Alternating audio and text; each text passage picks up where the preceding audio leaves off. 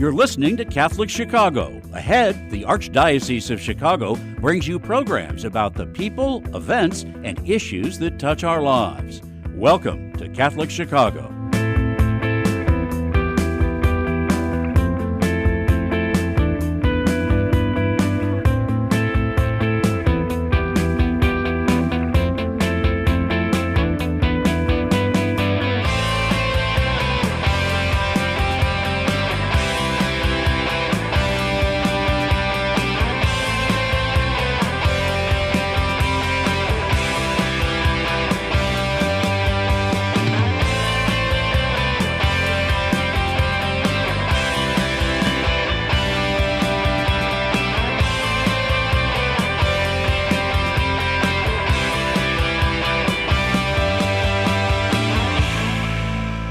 Good morning. Welcome to Catholic Chicago on WNDZ 750 AM, 312-255-8408. Father Greg Sakowicz, the rector of Holy Name Cathedral in Chicago, and co-host Mark Teresi, executive director of the cathedral. You can also get us on youtube.com/Catholic Chicago.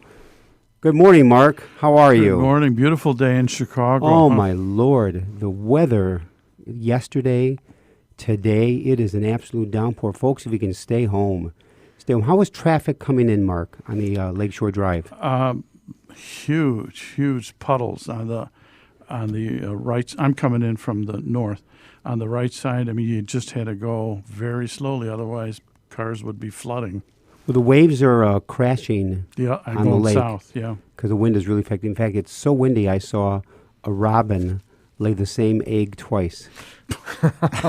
Oh, my word. We're starting early. 312-255-8408. But please Saturday, don't turn us off. Please don't turn us off. Saturday was beautiful, and by the grace of God, thank God I did not have any time to watch one play of the Bears game yesterday. Neither did we. Thank God. 38-3. What an absolute pounding. Worse than the first pounding. Yes. They're just really a team in disarray, and we have a tremendous program lined up here. The Synod of Synodality, close call there. Pope Francis call to renewal. Our guest in studio, a rare in-studio guest, Father Lou Camelli, the Cardinal's delegate for Formation and Mission, and also via the phone, but with our screen here, is Monsignor Patrick Pollard, who's a Cardinal's representative to the Archdiocesan Pastoral Council and Priest Council. To Lou and Pat, gentlemen, good morning. Welcome. Good morning. Thank you. Welcome. Thank you. Thank you. Hello. How are you, Pat? I'm good. I'm staying in on the south side in Palos Park, where it is still raining. Now, I was going to say that you are retired, but you are far from retired. It's amazing. You still wear many hats. Now, you officially retired when? 2017. And yet you've been working as hard since 2017, before as now. And it's amazing all that you are doing. I couldn't do this work if I wasn't retired. That's very, very true. And also for Father Lou Camelli, Lou is far from retired with all that he does, and also he lives at the cathedral, so we are together on the 5th floor. That's right. And you are beloved at the cathedral. Oh, people love really, you. They love you. Really love you. Oh, that's good. In fact, interesting for Pat and for Mark, Lou and I were talking how Lou had his 50th anniversary in December of 2019. Wow. And he had the celebration. The cathedral was nearly packed. Mm-hmm. And 3 months later, we were hit by COVID. Yes. So we would not have had your wonderful celebration. Just got it under the wire. Under the Sure did. wire. So maybe for a moment here, for the first half hour, for both Father Camelli and Monsignor Pollard, as we can talk about the Synod. For either Lou or Pat, why did Pope Francis call a synod at this time in history? Well, maybe I can kick it off. I think one thing that, first of all, it needs to get clear because it's strange language for most people. It's a synod on synodality. And people say, wow, what's that? And even the word synodality is actually a new word. It is a new word. But the easiest way to understand it is to take a look at its origin. It's a combination of two Greek words, sin and hodos. Sin means with, and hodos means road. So synodality means being on the road together, being on the road together.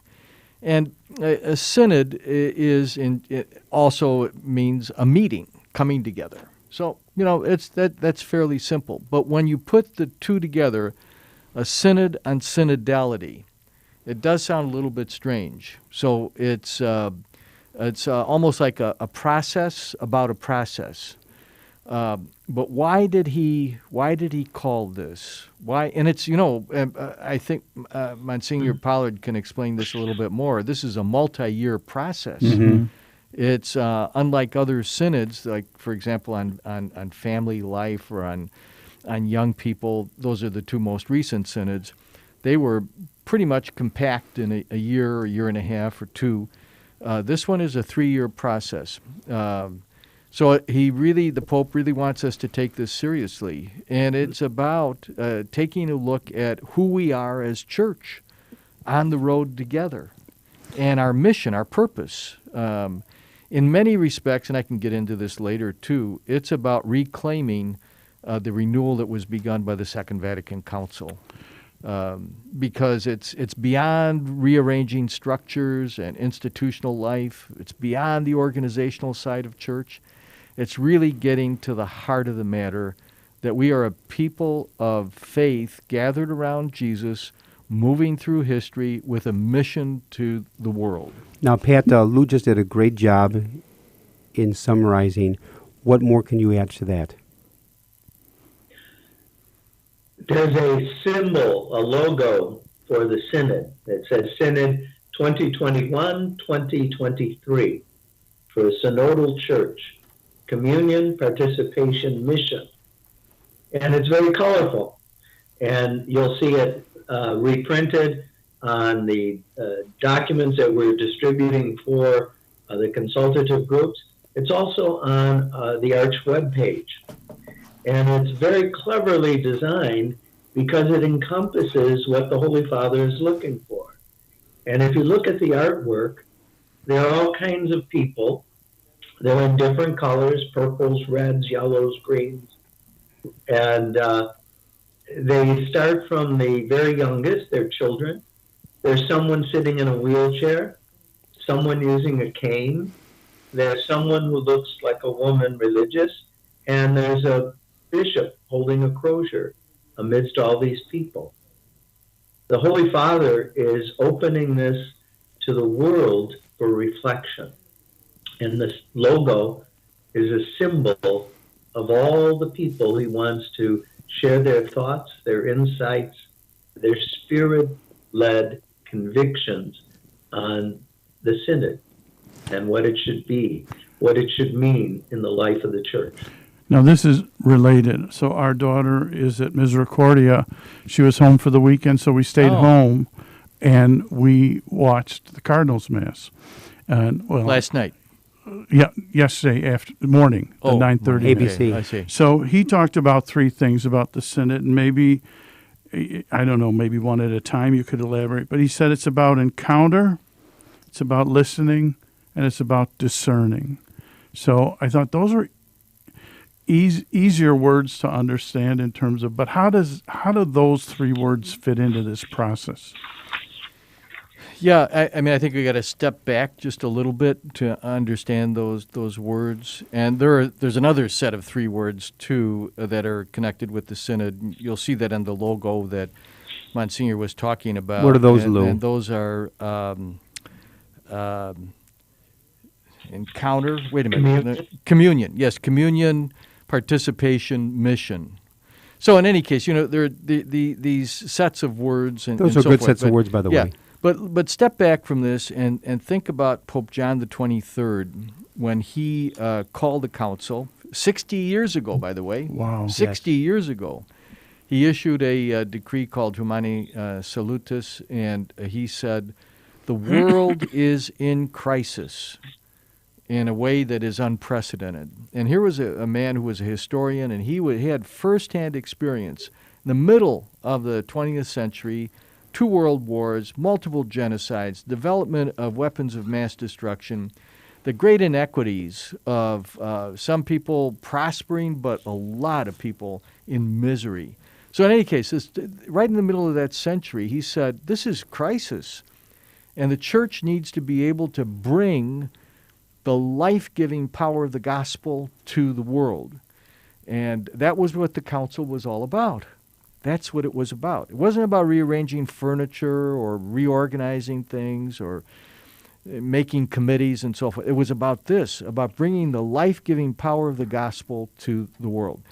You step back now, the council finished in 1965. You say, well, yeah, there's been renewal, but the world needs now more than ever that life-giving power of the gospel.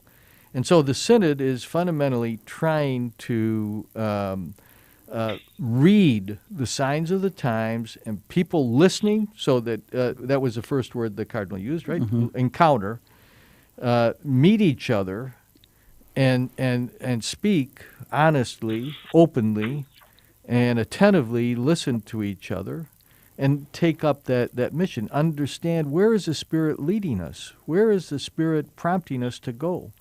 That's it in a nutshell. Now, the thing is, for Pat, if we're talking about a world encounter in terms of the 3 words of encounter, listening, discerning, how do you gather the data of the entire world and assimilate all this? Mm-hmm. To me, it's like absolutely overwhelming. It sounds like a giant town hall meeting, which is way beyond a town hall.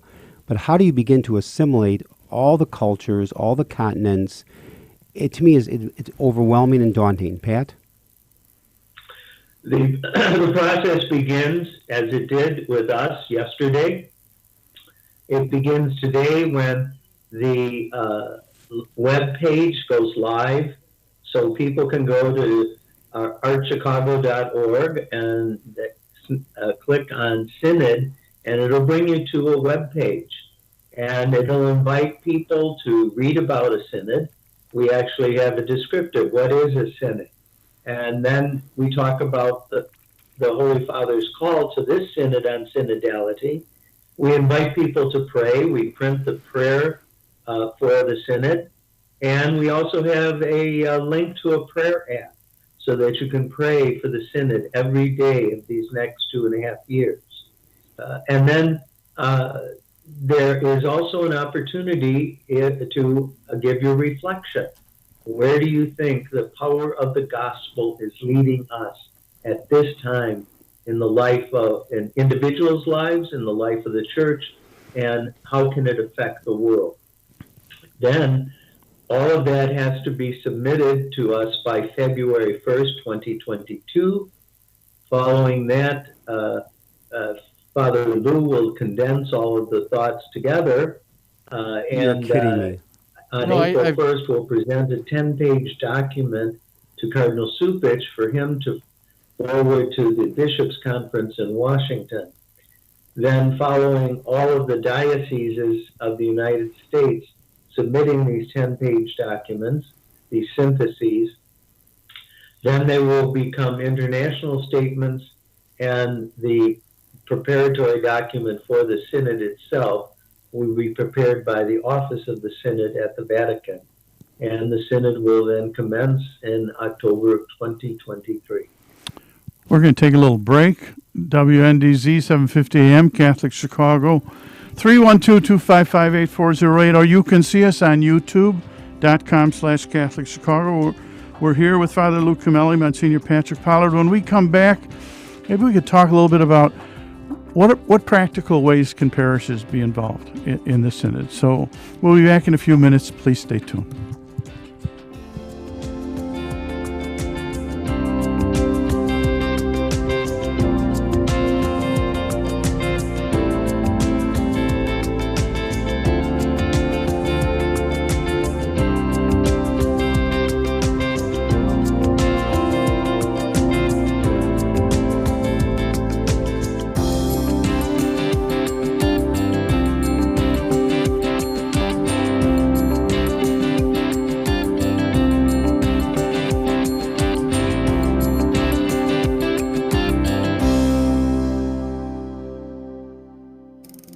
Do you have an old bicycle that's not being used? Consider donating it to Catholic Charities Veterans Bike Project of Lake County. Skilled volunteers are refurbishing bicycles to make them safe and ready to be used by veterans to get to and from their new places of work. We also gratefully accept financial contributions that are used to purchase bike helmets and other safety accessories. Our veterans have faithfully served the United States, and now it is our privilege to serve them. For more information on the Veterans Bike Project of Lake County, call 847-782-4219. That's 847-782-4219.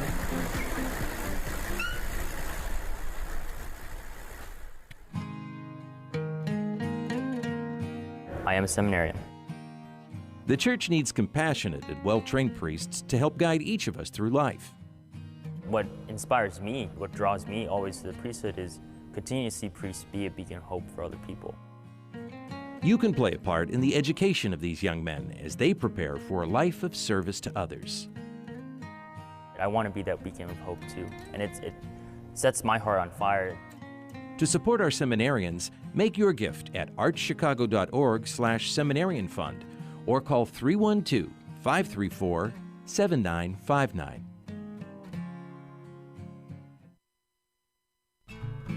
Ancestry and genealogy are more important every day.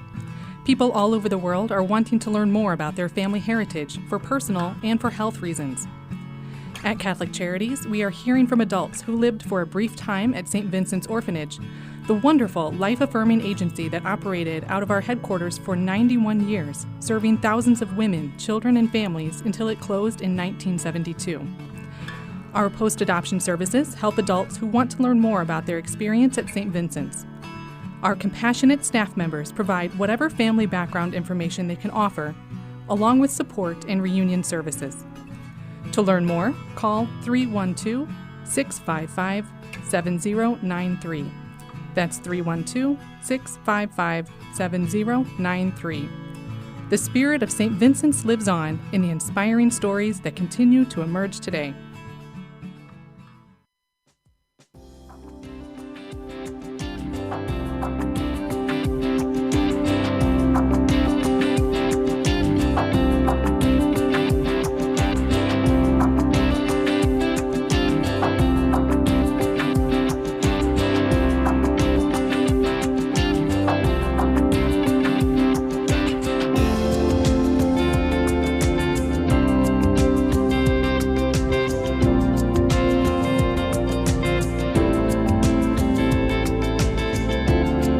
We're back. WNDZ 750 AM, Catholic Chicago.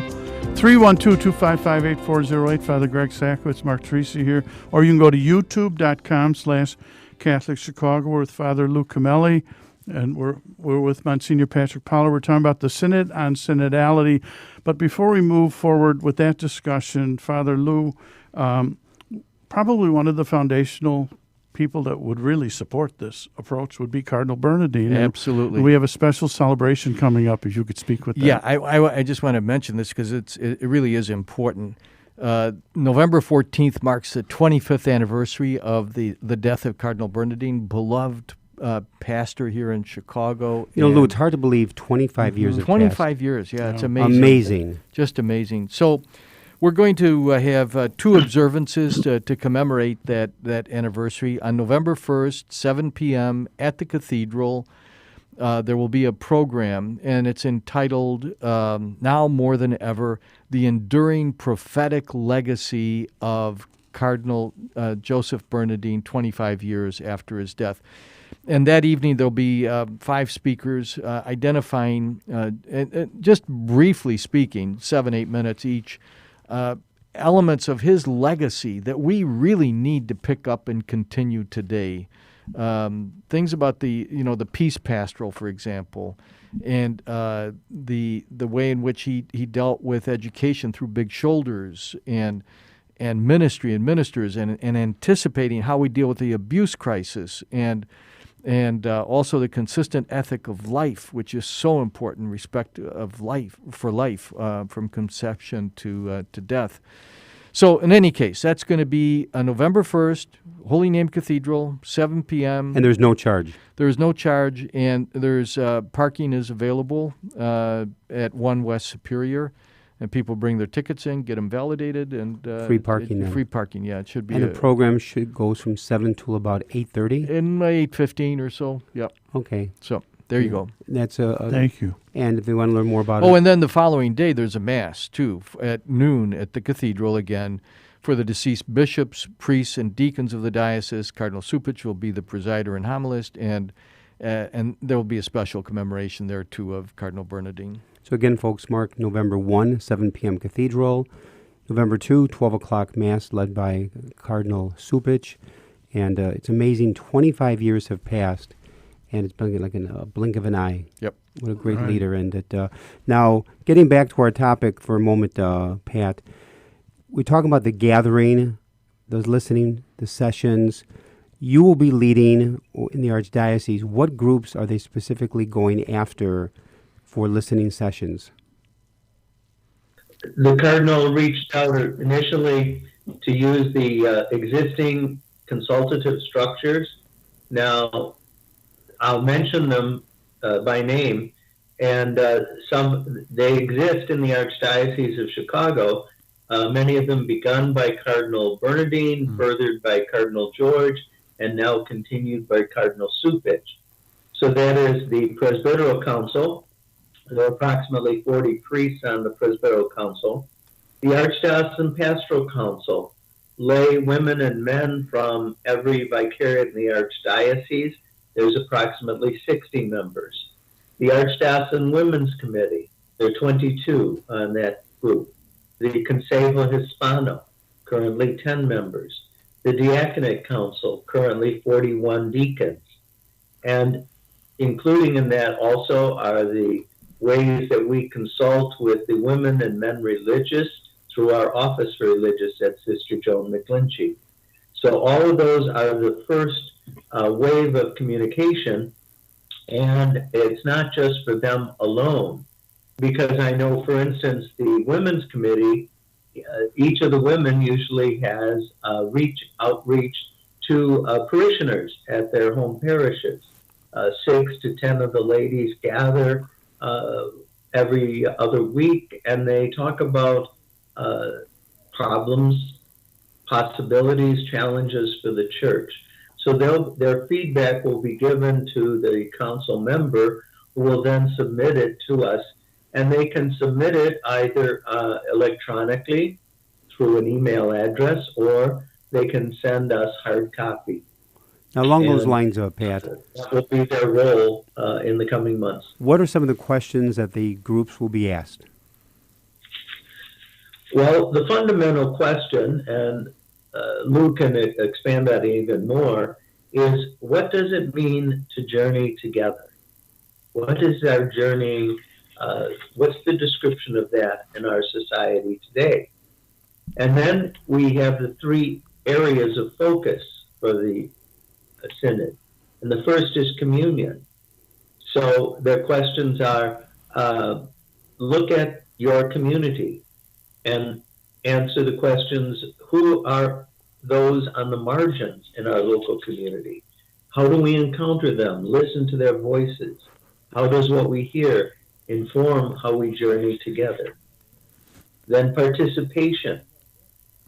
And here, participation harkens back to the actual Constitution on the Sacred Liturgy coming out of Vatican II in 1963, and where we're called to full, conscious, and active participation in liturgical celebrations. So synodality is at the service of the mission of the Church, in which all members are called to participate. And then the final is mission. Now, Cardinal Supich chose World Mission Sunday, the 24th, last weekend, to make sure we kick off our effort for the Synod. And because Sunday is the most visible aspect of our religion, the Church's mission also, though, includes service, evangelization, healing, and teaching. And as the Cardinal emphasized, and we emphasize under the question of mission, is above all the Church works for justice, peace, and respect for all human life. And by the way, on World Mission Sunday, even though we were talking about the Synod, we made special emphasis to take up the collection for the missions. Exactly. Well, that was an excellent summary, Pat. Yeah. Now, Lou, in light of what Pat just mentioned, the questions, the areas, your job at the end of all this is going to be having to synthesize. Right. How do you begin to synthesize all this material and data given to you? Well, you know, I've done this before. So Cardinal George asked me to do it before as we were preparing for the Family Synod. I had 2 bankers' boxes. You know? Wow. And I'll tell you, it was just one of the most interesting things that I've ever done in my life, because what came in was so personal. People, I mean, what they really spoke from their heart.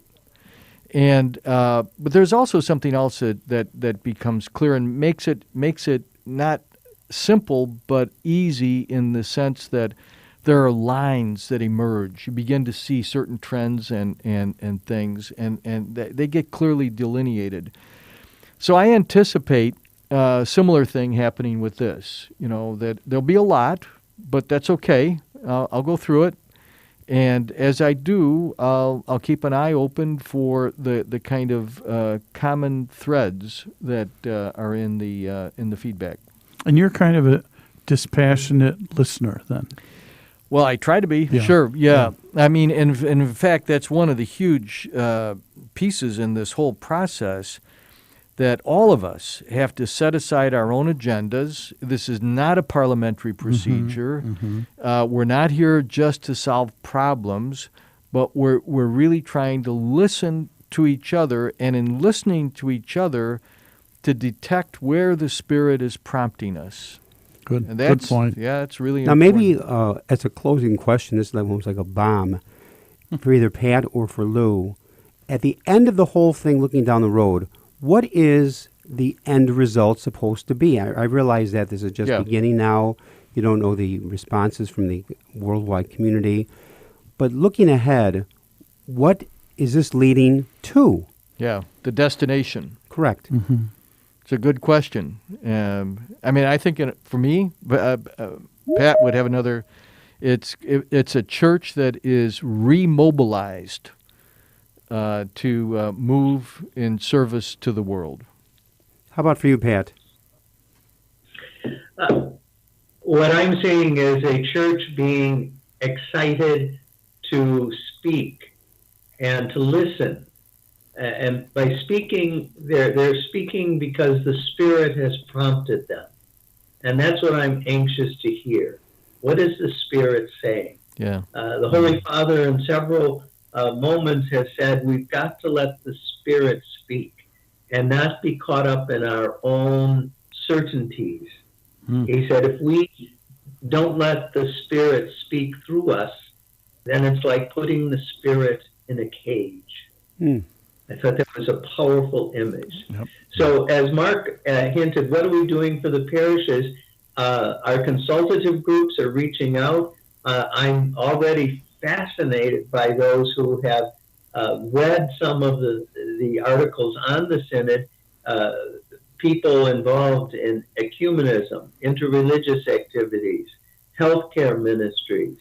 The different ethnic communities have been reaching out to Father Lou and myself saying, we'd like to participate.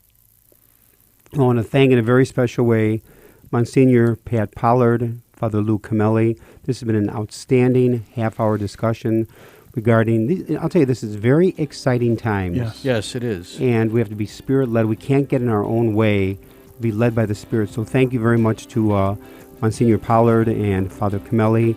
You'll be back on again as we give progress reports. This is WNDZ 750, Catholic Chicago. Father Greg Sakowitz along with Mark Teresi, 312-255-8408. Stay with us. We'll be back after these messages. And again, do not touch that dial and get your umbrella out today.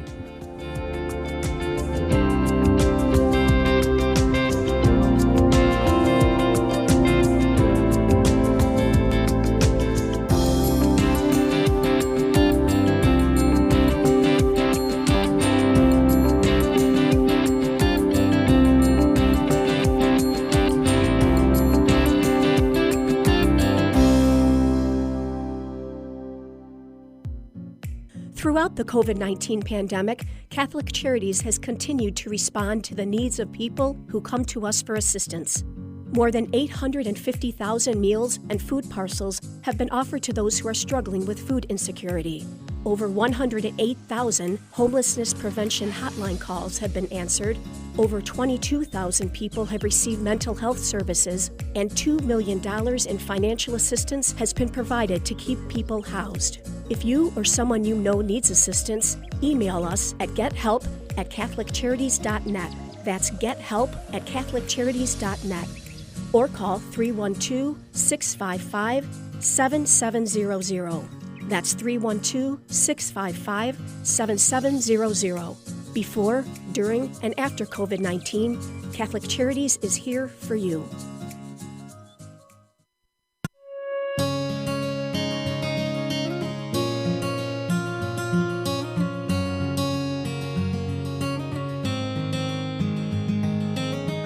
Welcome back. Es fabuloso verlos. Dobrze jest znowu być razem.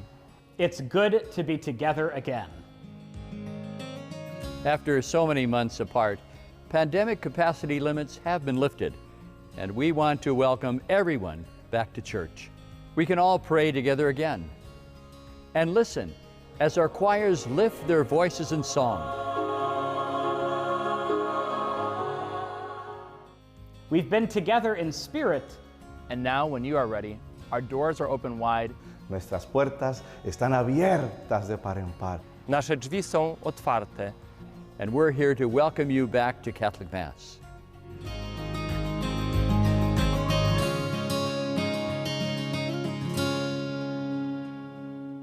The cemetery ministry is a core ministry of our Catholic faith tied to the corporal works of mercy. It's comforting to know that our Catholic cemeteries are caring for the remains of our loved ones awaiting the resurrection. There are 44 Archdiocese of Chicago Catholic cemeteries willing to help you in your time of loss.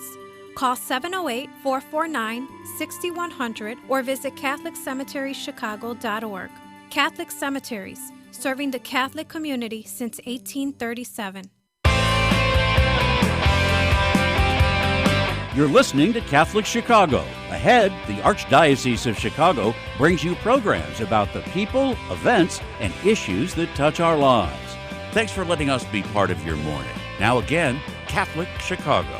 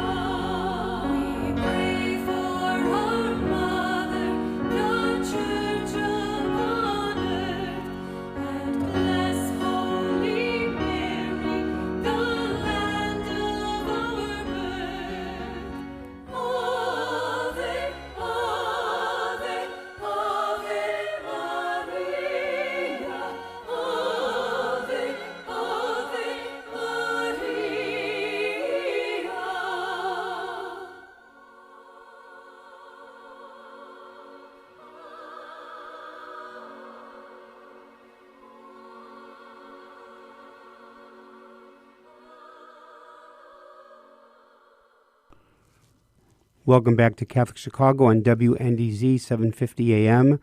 You can all watch us on youtube.com/Catholic Chicago. The beautiful singing of Anna Nuzzo, Catholic singer, songwriter, and recording artist. Anna, that was absolutely beautiful. Welcome to the program, Anna. Well, Anna's not with us. We're still waiting to get Anna here, but Mark. Maybe we can hear maybe another selection. Well, first of all, your background, Mark, is singing. Yeah. You've been doing it your whole life. Yes. And just to have Anna's voice come in like that with the background group she was with was just beautiful. Very, very, very prayerful. You kind of enter the moment spiritually. Right. And I think part of it is, as we look at music, you know it from St. Mary of the Woods, we had a choir, 35 people, contemporary choir. It really is a wonderful expression of people's faith.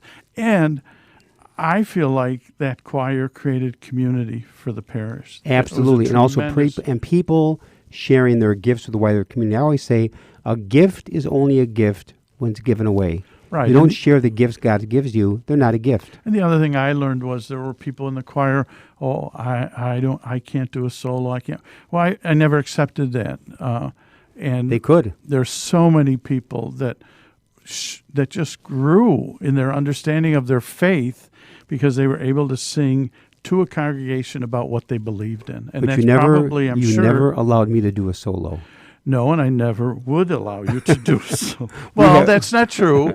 At our Christmas concert 2 years ago, you came up at the end, and we turned your mic off, but we sang all those Christmas You turned the microphone up. We have with us Anna Nuzzo, Catholic singer, songwriter, and recording artist. Anna, you have a very beautiful voice. Welcome to the program, Anna. Thank you, Father Secco. It's such a blessing to be here. Now, where are we calling you at? Are you in Chicago? I live in Kenosha, Wisconsin, just over the border. Okay, now wait, hold the time out. Are you a Packer fan? Uh-oh. My husband is a Bears fan, and fine. I submit to my husband. Oh, well, tell your husband we are both suffering together. Right. They are really a bad team, but as long as he's not a Packer fan, I feel great about that. He's not. Now, that was a beautiful, beautiful song we just listened to, Ave Maria. And when did you actually come out with that album or that CD? Thank you. So this CD I recorded during the pandemic in 2020, last year, and it came out in December of last year. So I'm very excited to be actively promoting it. It's my latest CD. It's my 6th CD, and it's Marian apparition songs. It's the only CD like it in the world. It's the first and only CD with Marian apparition songs. Beautiful. So I put Immaculate Mary on that because I love that song. That's one of my favorites, and it's the song to Our Lady of Lourdes, right? So. Now, how did you get interested in music, particularly religious music? That's quite a special niche, and it requires not only communicating emotion, but communicating your faith. So how did that happen, Anna? That's a great question. So I am a cradle Catholic. My parents immigrated here from Italy. And we grew up going to St. Mary's Catholic Church and school. And I always was mesmerized at the musicians singing at church since I was a little girl, and I love the piano too. So my music teacher in grade school pulled me aside and noticed some singing talent in me, and she sort of groomed me and a few other little girls to begin cantering for Mass, starting in about 4th, 5th grade. So I loved being able to share my gift that the Lord gave me and give it back to Him through Mass in worship. So that's how it began, and it just the love of Scripture and the Psalms, and just feeling. I guess it helped me feel closer to heaven during Mass. And in high school, I started singing for weddings and funerals professionally, and then later in life, after my Marian consecration in 2012, is when I began writing music. Now, So that that's is when fascinating. the prayer songs started to come forth, and I've written many amazing songs through the help of the Holy Spirit. And I never would have imagined I would be traveling the world singing, sharing my songs to help spread God's love and Marian devotion as a full-time job. But that's what the Lord has called me to do, and I feel so blessed. So really then it began in grammar school when the teacher pulled you aside, saw a gift within you, and you may not have even seen it within yourself, and all of a sudden you are now cantoring at Mass as a grammar school student, continues through high school, weddings, funerals, for singing. I'm assuming your undergrad work is in the area of music? I did. I majored in communication, but Sure. I did take a lot of music courses. I was going towards a minor in music, but I never completed it. I wanted to graduate. And basically, I'm a self-taught pianist, so I play by ear. I've been playing since I was a little girl, since my dad bought me ironic, a so am piano. I. Yeah, right. So am I. Wonderful. No, believe me.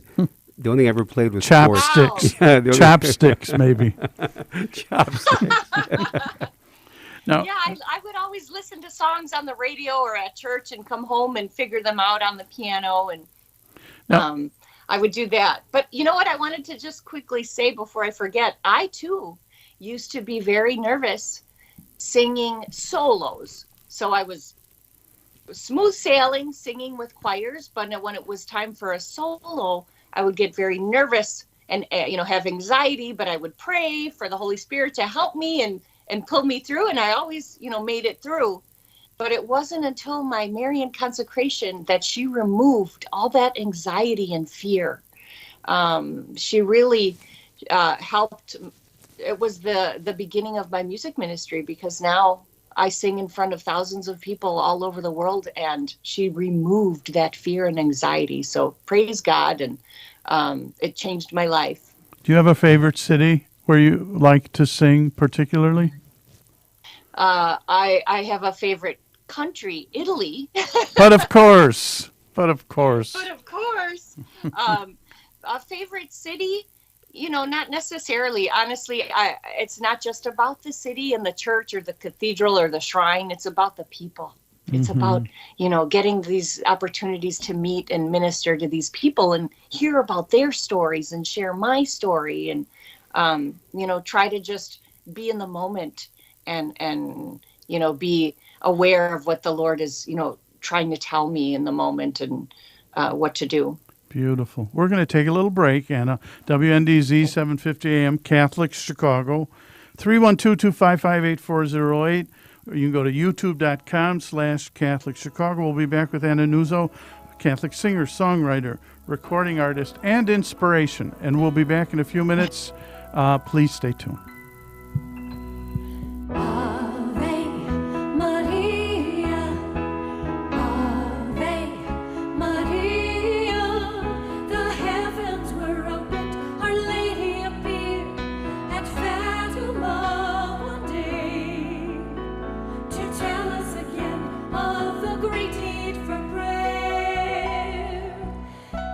Children, we answer this way.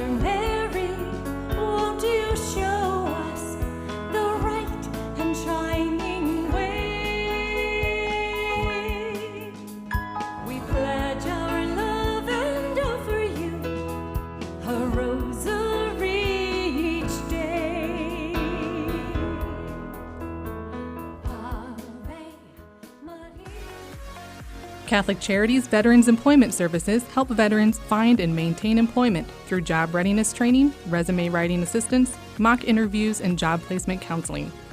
We work with a wide array of employers and community partners to help veterans reach their career goals. We owe a debt of gratitude to all of our veterans for the sacrifices they made to serve our nation. It is our privilege now to assist them. To learn more about Catholic Charities Veterans Employment Program in Cook County, call 773-808-2954. In Lake County, call 847-782-4219. You can also learn more at CatholicCharities.net. To all United States veterans, thank you for your service. In recent weeks, many people have reached out to Catholic Charities to ask what we are doing to help our Afghan brothers and sisters. They also ask how they can join us in our work. Current estimates suggest that 50,000 refugees are headed to our shores in the coming weeks. Based on a decade of experience in refugee resettlement, we predict that it will cost $50,000 to resettle a family of 4 for 6 months. This includes housing, food, clothing, and other urgent needs as they establish new lives in Chicago. As Jesus tells us, "Whatsoever you do for the least of my people, that you do unto me." Please assist us as we welcome the first 10 families. Visit CatholicCharities.net to donate to our special refugee resettlement appeal, or call 312-948-6087.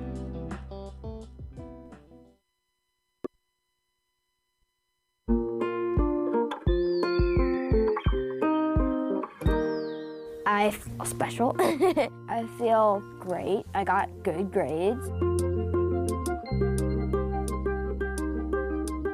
We've seen a huge surge in our kids now meeting or exceeding grade level. Come check us out. You may have never thought we were an option before.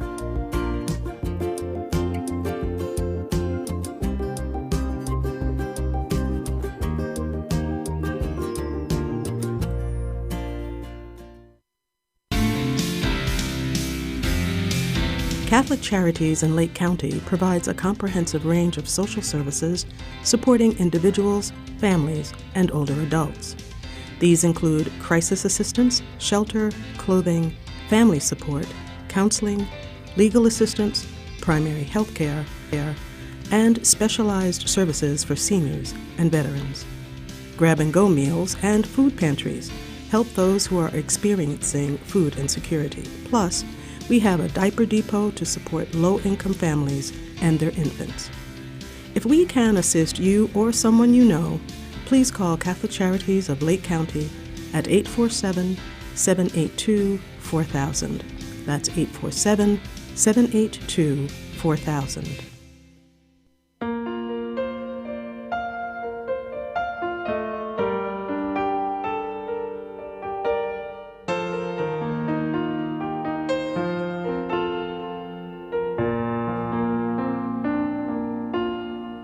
Hail, Holy Queen, Mother of Mercy, our life, our sweetness, and our hope. To thee do we cry, poor banished children of Eve. To thee do we send up our sighs, mourning and weeping in this valley of tears. Turn, most gracious Advocate, thine eyes of mercy toward us, and after these our exiles, show unto us the blessed fruit of thy womb.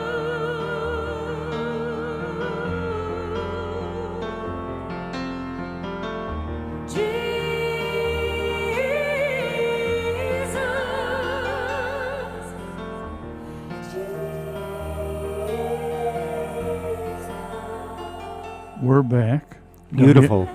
WNDZ 750 AM. Catholic Chicago 312-255-8408. You can go to youtube.com/Catholic Chicago. Father Greg Sakowitz, Mark Teresi here. with Anna Nuzzo, Catholic singer, songwriter, recording artist, and I added one. Inspirational. Yeah, just inspirational. Aw. Just beautiful, beautiful, heartfelt expressions of your faith. And I had a question. Nowadays, hearing it is one thing, but look we're on YouTube, there's visuals. How does social media fit into your music? Social media has helped tremendously to help me reach just all the corners of the world, but it's around, as we know. But I have people contacting me from the Caribbean, from Africa, from the Philippines. They hear my music, right? Through Spotify, through YouTube, these digital streaming services that normally back in the day, we would have just had to go on tour yourself, right? Physically go to country and for people to hear of you. But now it's so much easier to reach people that you can help. So it's basically, it just helped me so much to reach more people than I would have been able to normally on my own. Beautiful. Well, Anna, your voice is amazing. We're going to continue with now, with Michael and Brian, a music video from Anna Nuzzo.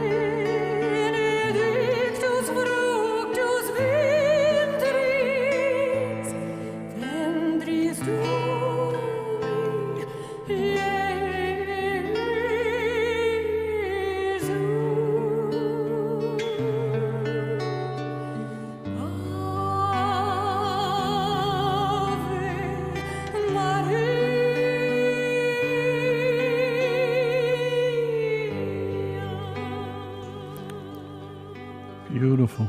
Gorgeous Beautiful. voice. Beautiful. I must say that's one of my absolute favorite songs to sing ever. And I'm blessed to sing it for many funerals and weddings and Marian events that I do. It's a song that I wrote when I was a young priest. You didn't hear it. Ave Maria. Yeah. What was that? It was a song that I wrote when I was a young priest, and your voice was just beautiful. Now, where can people obtain your latest CD, Anna? How can they get a copy?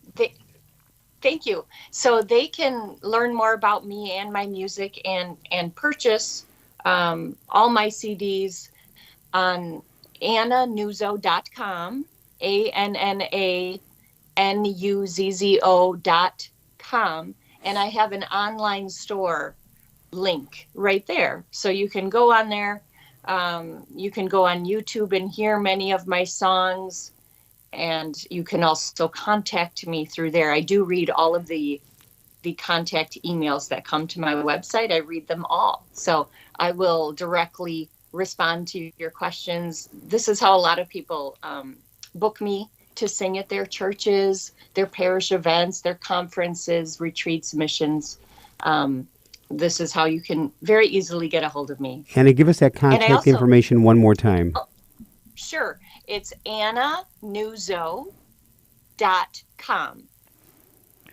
Right. Now, it's interesting because I've done music church for decades, but one of my inspirations, and I'm going to ask you this question, one of my inspirations in terms of just his style, and you're much younger, so you would have maybe even no knowledge of him, but my wife teases me. She loves Tina Turner. I love Perry Como.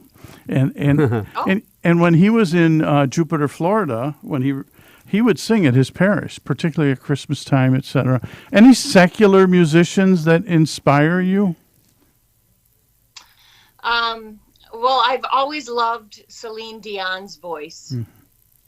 And I've been told that I sound a little like her.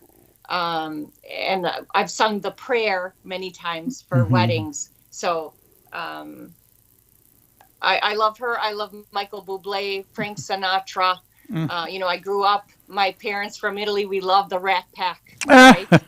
Oh, yeah. I grew up listening to all of that, and I love all that music. So, not so much many of the pop stars today, but I like a little bit older, and then Celine Dion. Now, Anna, a question I have: do you come from a musical background? Was your mother or father big into opera or singing?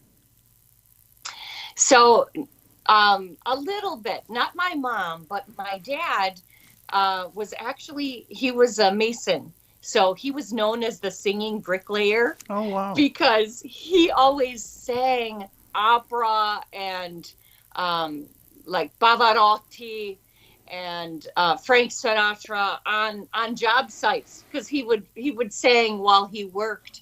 And he was never professional, but he had a beautiful voice and just loved to sing. And I think it's definitely from his side of the family. And there's a cousin of mine in Italy. All of my relatives are in Italy, my aunts, uncles, cousins, everyone. And I have a cousin who was a top Italian singer back in the day, award-winning. She won all the contests, and she played guitar and sang. Her name was Maria Pia. So there is a little talent in our family. There is certainly, ironically, my mother was an opera singer, sang a little bit in New York. She was a soprano, so very much like you. She did not cut her day albums or CDs today. Craig got none of that musical talent. When it comes to musical talent, I picked up zero. But we need to bring the program to a close. I want to thank in a very special way Anna Nuzo, Catholic singer, songwriter, recording artist, and very inspirational. Anna, you've been a marvelous guest. I want to thank you for the last half hour. Your voice is beautiful, a true gift from God, and thank you for sharing with all of us. I want to also thank in a very special way co-host Mark Teresi, our producers, engineers, Michael May, Brian Hockey Hitman Brock. Brian, hope this Blackhawks win a game.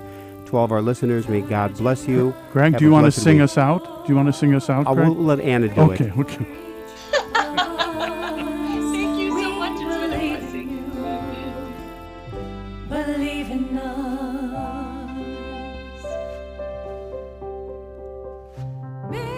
Join us every Monday through Friday at this time for Catholic Chicago. You can stream our programs live or listen to past programs by visiting our website, archchicago.org, and clicking on Radio TV. And please connect with Catholic Chicago on social media. We implore you with confidence. Help us to follow your Son with generosity and belong to Him unreservedly. Virgin of the poor,